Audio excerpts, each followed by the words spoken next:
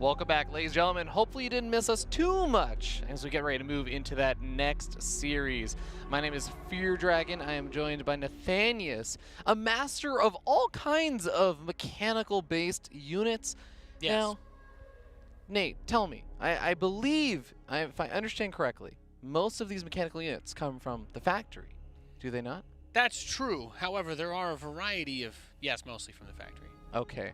I know that there are some from the starport, but specifically from that factory, I heard that your units look even cooler if they're made from this here factory skin, the Special Forces factory. Yes, of course. As you can see, it's got a satellite antenna on the top of it that is very pronounced, and that allows it to get that crisp 4K HDR signal through the siege tank's visors because, honestly, when you're sitting playing Turtlemech, you gotta watch something, right? That's the secret of how StarCraft 2 units never miss their target, ever. Yeah. 0% Morale is always high. They're good. I actually heard that the inside of every siege tank is basically like a dive bar, actually, as well. It's just hanging out. Joey Ray's bar is actually just a siege tank? Yeah. The bar was made out of a tank that broke down and couldn't move anymore. Except it can move if you play as Tychus. It literally relocates. That's actually pretty sick. Yeah. That definitely makes a lot of sense. But of course, if you're looking for a dive bar siege tank, we don't quite have that here, but we do have a pretty awesome next series. It's going to be that lower bracket match. I tried really hard. Okay. It is going to be Vindicta versus Oh my Demi. goodness. And this is going to be a pretty interesting match. The lower bracket match, both these players were not exactly going to be super favored in their first series, but this Right. is where they can start to turn things around, build up a little bit of momentum. Well, it's a brutal group for these two players, Yeah. really. I mean, Cham's a beast, Kelazer's a beast. Vindicta looked really good in his match against Kelazer earlier. For that reason alone, I give him a huge edge here against Demi. And you guys are doing a bit of conversations about it. I like Demi. He's a good player, but he's the type of player that I've taken maps off of, which means that, honestly, he is definitely going to be one of the weaker players in this group. And I think that based on how well the Terran player did against Kelazer earlier, I expect to see a very good performance out of this gentleman. Definitely. Well, we're going to be starting up here in the top right-hand corner of the map, top of the blue Terran player. He is Vindicta. Team Dust Gaming. And he faces off against the red Zerg player on the southwest here of Automaton. He is Demi. Had some people in the chat asking about, didn't realize that Demi Lovato plays StarCraft. I was like, okay. All sorts of famous people love the game. Someone has a account named Demi Lovato on Battle.net. Oh, I mean, I've played everybody. I've played Taylor Swift, Brad Pitt, Katy Perry. I've played all of them in StarCraft. One of these top GM players actually has Yeah. an account named Demi Lovato. Yeah. I can't remember who it was, though. You would think that, the pop artists would be nice, but they're usually just one base, one base Protoss players. They're one-hit wonders, you might say. Yeah. Well, I mean, you've only got so much time between sets, you know what I mean? Like, you've Makes gotta sense. play short games, right? You gotta have some time to live that millionaire life. Exactly. Do want to quickly note, so I had a little bit higher hopes for Demi in the ZVZ, specifically because one of the players he beat was Jon Snow in order to qualify for WCS Winter. His ZVZ looked like it was maybe looking a little bit stronger or something. He has beaten some good Terran players, but I know this was a while ago, but I know sometime last year he said ZVT was one of the matchups he was feeling less confident about. We'll see how he handles it this time. Vindicta, I think, is definitely a player that both these players are very capable of beating each other. They're pretty close in skill level. Okay. I don't know too much about how Vindicta plays. I'm just kind of riffing off of what we saw earlier because I think that Kelazer's a really good TvT player. So we'll see what happens. So far, it's just very standard schmandered. Reaper expand, factory follow-up, single Marine to gut check in case a couple Lings try to slip by or an Overlord comes over to scout.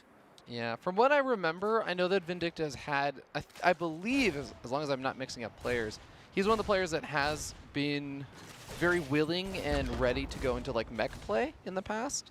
But I don't know exactly how he's playing on Every the Terran is though now. I think if you he's want saying to be, now, Vindicta is one of those players that would do Yeah, it when maybe it before. wasn't the case. Yeah. I think playing mech is like a key part of playing Terran as a race these days versus Zerg. Mostly because there are so many builds you can do with either mech or bio that if the Zerg player, like if it is such a huge relief if you play Zerg and you know like, oh, this guy never goes mech, you know what I mean? Yeah. Like that really, you can check off so many boxes of things that you would typically scout for.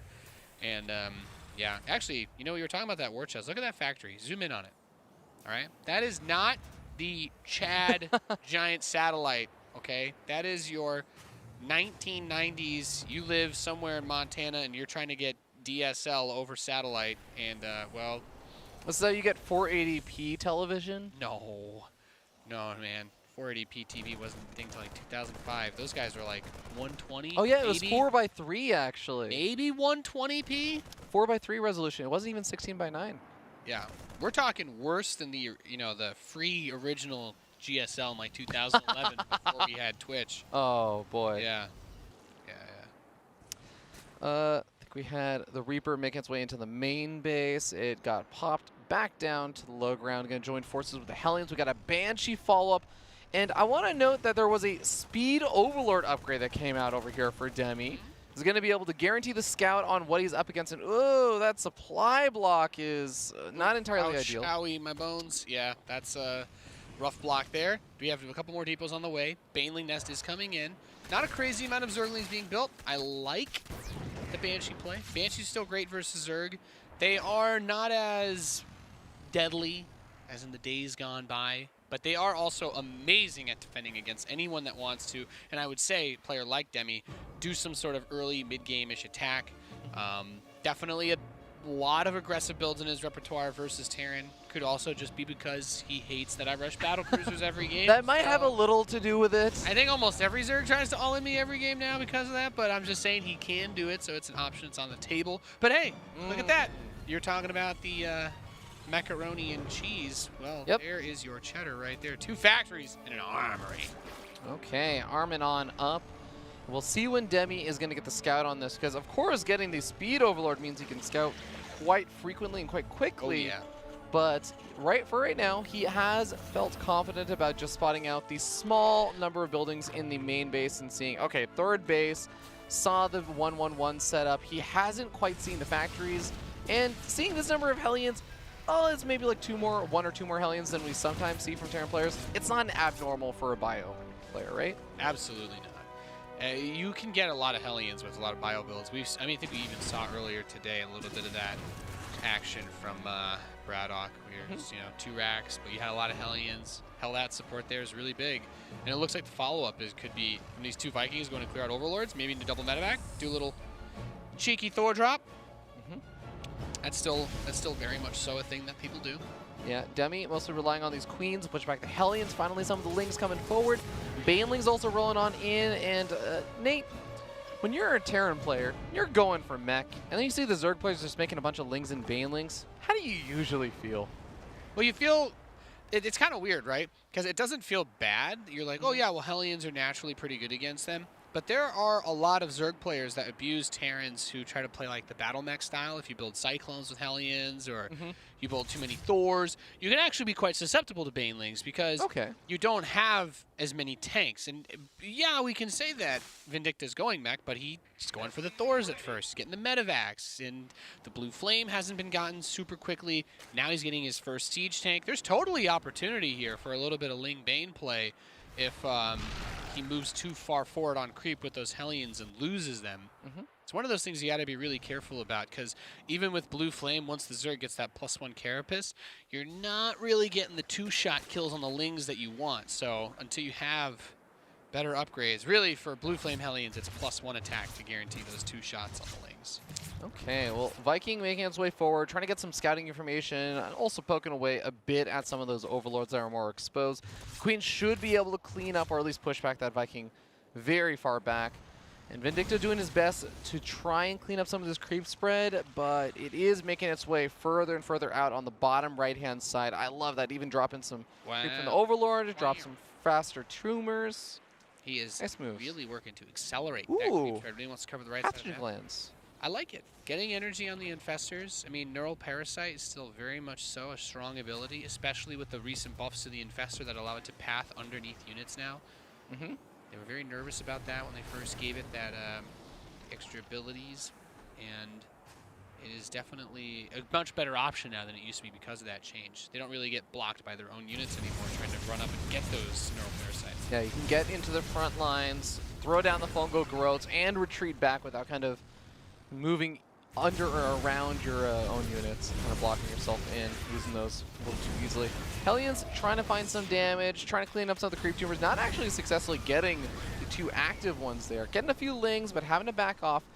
And now we have Smart Servos finishing up. That is the really quick morphing upgrade. I love that he gets that upgrade early on. Smart Servos is really, really nice, just because the ability to kind of zip in and out with those Hellions, and if you want to try and make a big attack play, you can get a lot done there. And going for an interesting wall-off strategy as well, while these Thors drop into the main base, putting them in their single target mode so that they can zone away any air units that come by. A little bit easier for them to kill an Overlord if they get stuck on one. Yeah. Which usually can be kind of a problem. I have learned through team games that Thors don't die to lings, especially if you get an armor upgrade. Nope. No armor upgrades, just... Oh, actually, no, he does have an armor upgrade finish. He went for the armor upgrade before Beautiful. he did the attack, so 200 IQ. This is how I handle 4v4s, man. I get the Thors and I get an armor upgrade. Pig's sitting there freaking out about this bunch of lings. Thors just don't die, man. Yeah. Well, when Thor started with 2 armor, those will be remembered as the golden days of Mag. That was a scary time. Killing off a couple of Hydras as well. Best days. More lings going to be flooding on forward. Demi really starting to respect the Thors now, but Vindicta is already backing up. He got some nice damage done, sets up his 4th base, and this is where I think we've moved past that point that you were talking about, where he's still trying to get his bearings in the ground, kind of get his roots set up with all the siege tank counts being built up and everything. This is where Vindicta is going to start looking really strong. Yep. I mean, he's reaching that core mech army that you really want to have. The backbone has been solidified. We generally say that that's, once you break that 160 supply mark, things start to get really, really tough for the opposing player. The Vipers are going to be really important to see there. We saw that transformation Servos, and even then, killing a few of the lings, soaking up the Banelings a little bit better. Removing the Banelings from the field allows you to run those Hellions in again later on. Plus 3 upgrades are going to start with a Spire. But look at this. Vindicta starts 2 racks, and he's going to get a Ghost Academy. This is something we're seeing more and more of. Even if you tune into like some of the Korean Terran players who stream these days, a lot of them are doing this. They get the 2 racks, they start pumping out Ghosts with their mech, whether it's versus Zerg or Protoss. Good versus the Infestors. Snipe is still amazing versus everything, so... Well, I think that Demi is at that maxed out point, so he may try and make an attack happen right before that Ghost production has really gotten started, while he gets up Spire and gets up Adrenal Glands and stuff behind it. Although, maybe waiting for Adrenal Glands would actually be his best interest. He's got so many lings that he wants to make sure that they get some use. Yeah. I don't mind it. I mean, Zerglings are weird in terms of the way that they get used versus Terran, because if you can break down the Hellbats with Banes, or get the Lings onto the other units with the Hellions distracted by something like Broodlings or maybe the Hydralisks, then those Zerglings are still really good against this army. Okay, Demi gonna be going for a counterattack with a bunch of the lings over to the Planetary Fortress. He's gonna have Adrenal Glands in a second, so maybe he'll be able to do something over there. Maybe he just goes into the natural instead, situating the rest of his army in position to try and defend the wall in. It's gonna prevent these lings from doing damage immediately in the natural, but the 3rd base has been ravaged. Yep, that's really, really big play, because now Vindicta's trying to deal with this counterattack while at the same time continuing to make his own push across the map. There we go, the surround coming in from the west, coming in from the east. Big fungals with the blinding clouds. He cannot get his units away. The Medivacs are going to try to reposition Thors to get him outside of danger's way, but the infested Terran bomb thrown down on top of the forces while the Hydralisks continue to press forward. Demi is going to lay the smack down on this mech army. Absolutely demolished there. Not only killing the main army, but also killing a bunch of the economy of Vindicta. He's still sitting on 56 workers.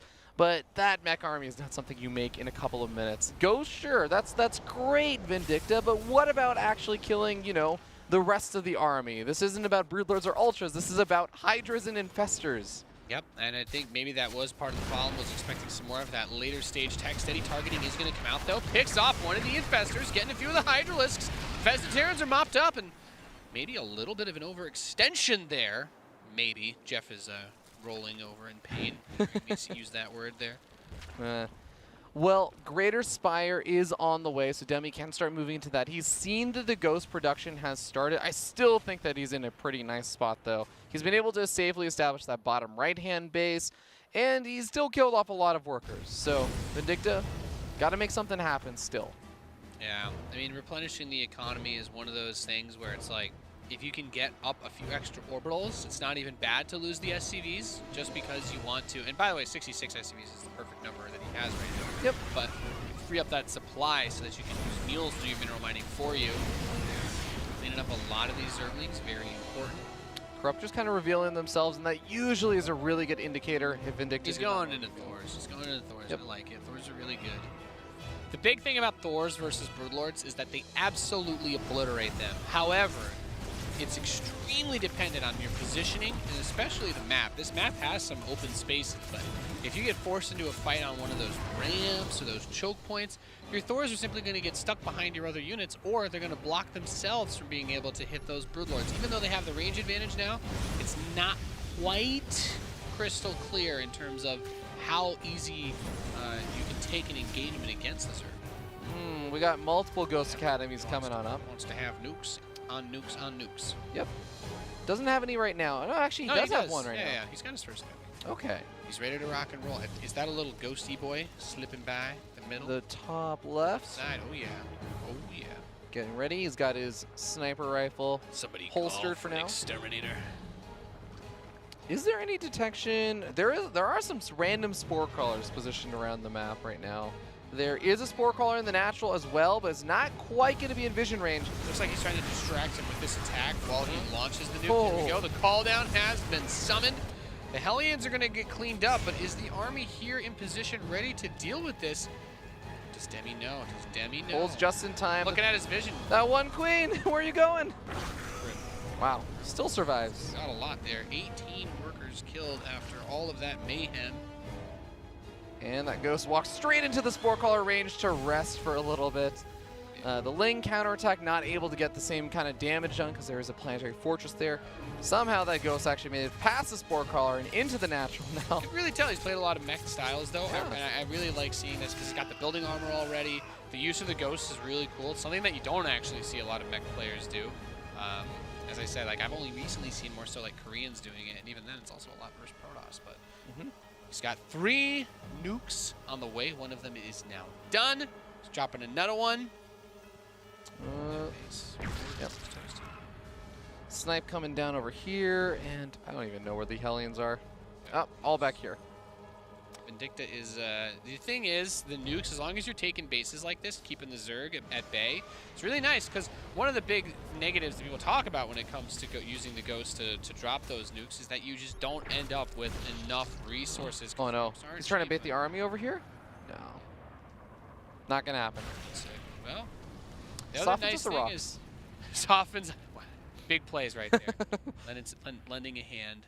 But also kills the eggs, right? So you're still denying a bit of the production from the Zerg player when you drop nukes on bases that are making things. Got more starports on the way, core of fusion, 4 command centers, and he's just dropping more nukes while he pushes this army out.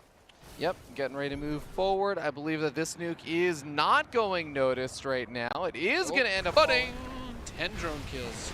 Yep, softens up the Great Spire. Blind Cloud's coming down once again, though, and the Broodlords get some good damage done. The Thor's not quite focus firing. Oh my god, the Siege Tank's friendly firing right there. But the Thor's not quite focus firing down any of the Broodlords. Yeah, I mean, he does have that starport transition coming in enough, and he's got a ton of money. With the number of orbital commands that he has, I'd like to see him get rid of SCVs soon, maybe. He definitely has everything that he needs to bring this back. Labs? A huge round of larva and resources were just spent on rebuilding a ton of drones. Big question, I guess, is going to be how well he can deal with this insane number of Broodlords that we're going up to.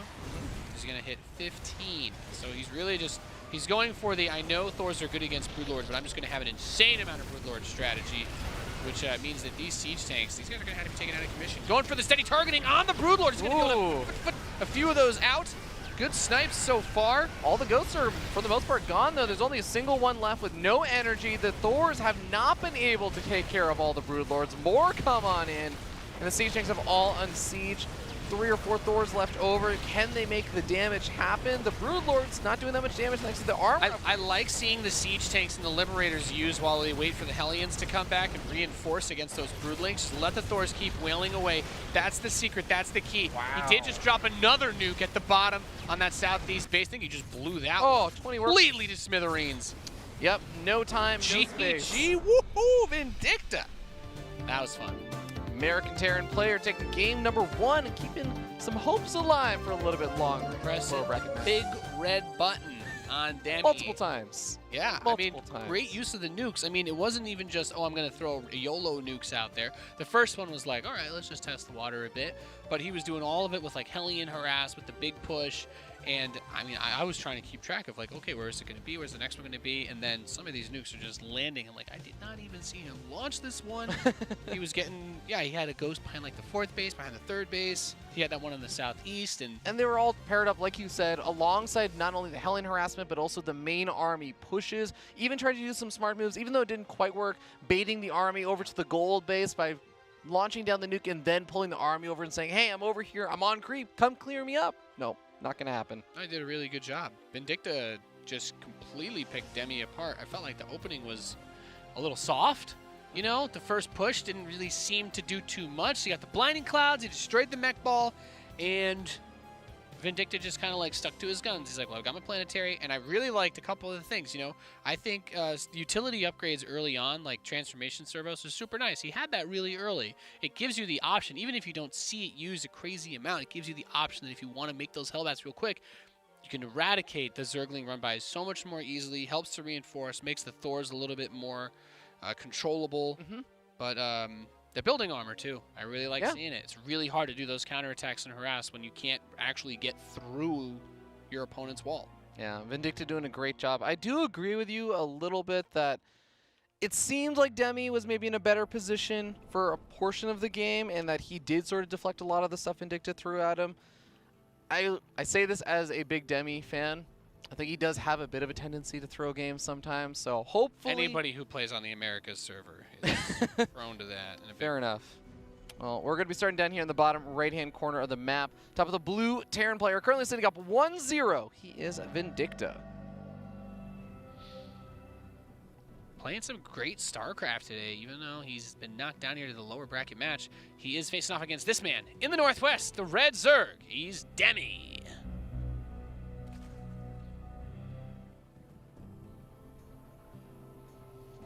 Now, I know you were talking about Demi being potentially one of those more cheesy or aggressive players. I think he definitely has that in his back pocket. If he is struggling versus that kind of mech style or something, or struggling to deal with a lot of like the run-by harassment and everything, nice way to just simplify the game. You attack early enough, your opponent doesn't even have the tools they need to go do drops and Hellion run-bys and all that kind of stuff. You don't even have to worry about that. It's tricky though, right? Because the problem with Vindicta's build for Demi is that last game he went Cloak Banshee. And the Banshee opening is not just good for the harass. Honestly, with the buffs to like Queen range and with how far spores can detect, you don't build the Banshees to kill a bunch of drones unless your opponent just doesn't scout, which at this level of gameplay is not going to happen. But the Banshees also strike fear into the heart of the Zerg, because if he makes 2 Banshees, you're not going to break the typical Hellion opening. It's like, oh yeah, build some Roaches and Ravagers, overwhelm the Hellions, then Floodlings behind, like easy win, easy money. But if there's Banshees there to help poke those Ravagers away while your SCVs repair something like the bunker, it becomes very difficult as a Zerg player to attack the Terran, and that's why we don't see those types of all-ins more often early on. So I think Vindicta's build looks really solid, and I'm interested to see if Demi does try something, maybe like a Nidus would be really good against a Banshee Hellion opening. Nidus is always good there, because those units will not be able to penetrate the armor of the Nidus. Or maybe even something like fast Mutalisks. Do Banshees have 2 attacks? Yes, they do. Okay, so that armor upgrade, or that armor Banshees will attack. fly twice. They are called Backlash Rockets. It is 2 times 12.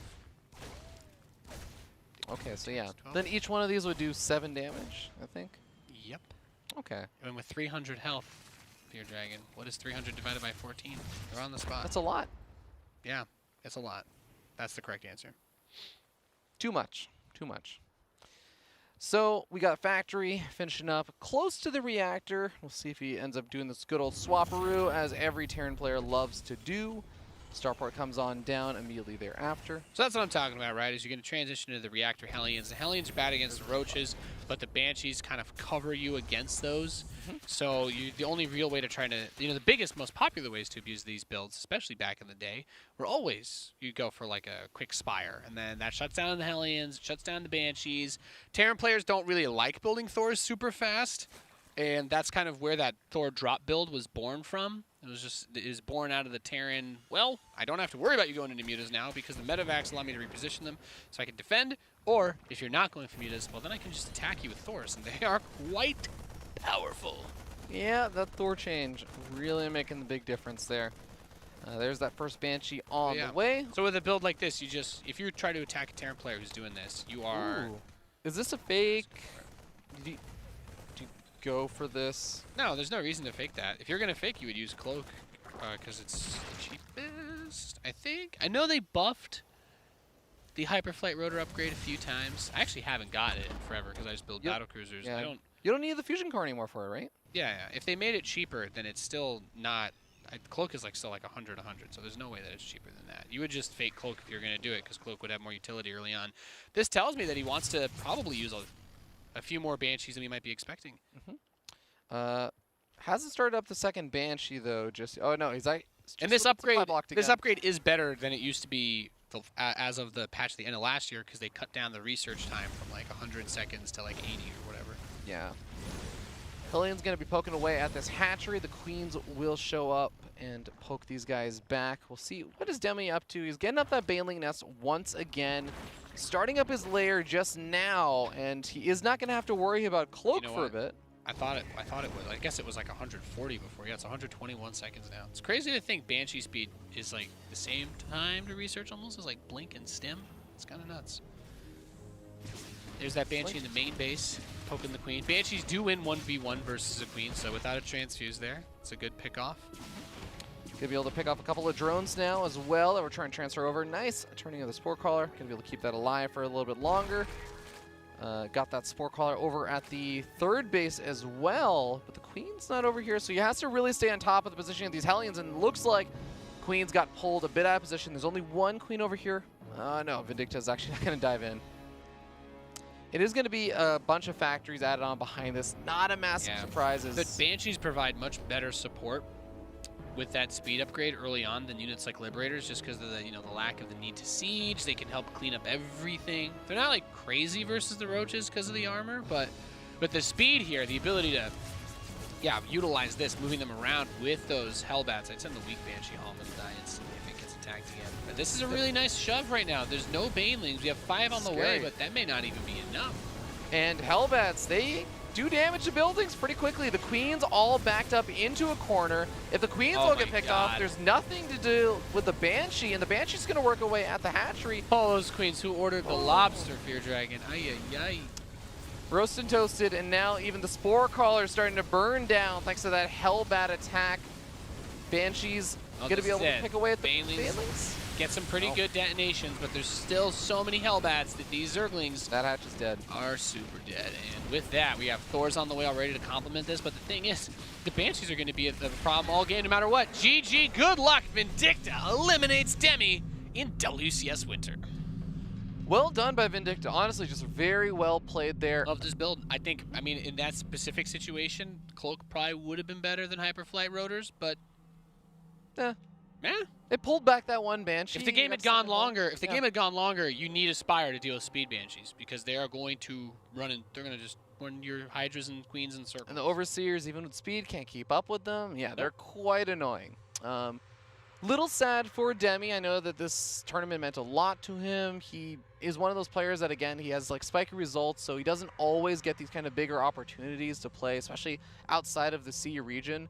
But hopefully we'll get to see more of him throughout the rest of the year. Still a very solid player, and best of luck, Varun. But Vindicta moving on to that decider match, keeping his hopes alive for a little bit longer. Yeah.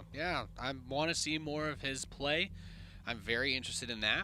And we have ourselves set up for a great winners match that we're going to be doing next. Tyrion versus Zerg again. Can't get enough of it. Yep, that winners match, Kelazur versus Cham. These two guys have faced each other so many times through Copa America in the past. Now, Kelazur usually has gotten the better end of things, only being second a lot of the time to Special. But we'll see. 2019, new year, new season. What's going to happen? Only time will tell.